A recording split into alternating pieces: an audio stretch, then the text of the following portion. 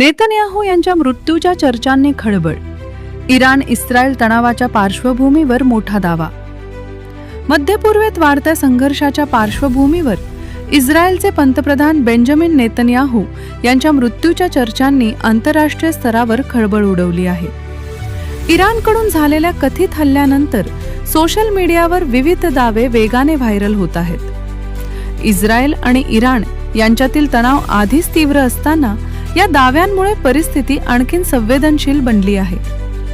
काही परदेशी social media handles आणि अप्रमाणित सूत्रांकडून नेतन्याहू यांना लक्ष्य करण्यात आल्याची माहिती समोर येत आहे. मात्र इस्रायली सरकार किंवा अधिकृत संरक्षण यंत्रणेकडून अद्याप कोणतीही अधिकृत घोषणा करण्यात आलेली नाही. त्यामुळे सध्या फिरत असलेल्या दाव्यांकडे अत्यंत सावधगिरीने पाहण्याची गरज आहे. आंतरराष्ट्रीय पातळीवर परिस्थितीवर बारकाईने लक्ष ठेवले जात असून सुरक्षा यंत्रणा सतर्क करण्यात आल्या आहेत. दरम्यान सर्वात महत्त्वाची बाब म्हणजे नेतन्याहू यांचा मृत्यू झाल्याची अधिकृत पुष्टी नसली तरी त्यांच्या निवासस्थान आणि कार्यालयाच्या परिसरापर्यंत इराणी मिसाईल पोहोचल्याचा दावा केला जात आहे.